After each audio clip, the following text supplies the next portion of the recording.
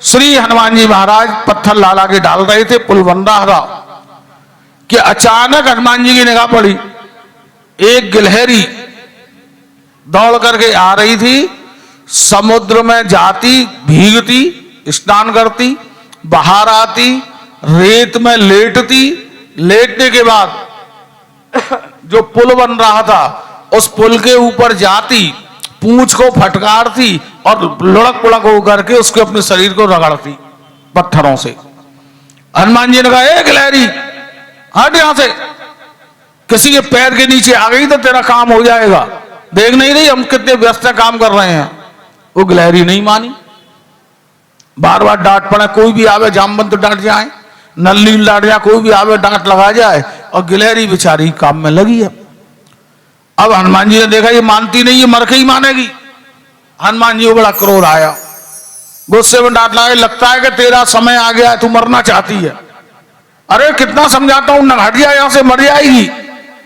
जो धमकाया हनुमान जी ने पैर पटक के, तो उस बेचारी गिलहरी को सदमा बैठ गया, बड़ा दुख हुआ।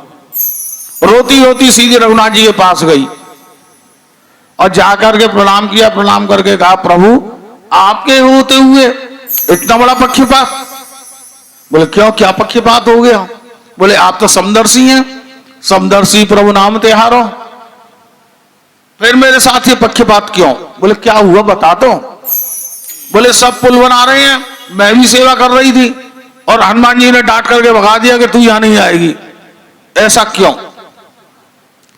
हनुमान जी को बुलाया प्रभु ने, यहां हनुमान, ये क्या कह रही है? बोले प्रभु ये मर जाती, हम लगे काम में, सब वहां पुल बन रहा है इतने जोर शोर से, और ये आ रही है बीच बीच में पैरों के नीचे से भाग रही है, किसी के पैर के नीचे आएगी, मरेगी नहीं, हत्या हो जाएगी इसकी। क्यों गिलहरी तुम ऐसा क्यों कर रही हो? रघुनाथ जी ने पूछा। तो गिलहरी ने कितनी अच्छी बात कही। गिलहरी बोली, प्रभु सत्य बताऊं, मैं जो कर रही हूं ना, ये मैं सेवा कर रही हूं। क्या सेवा कर रही हो?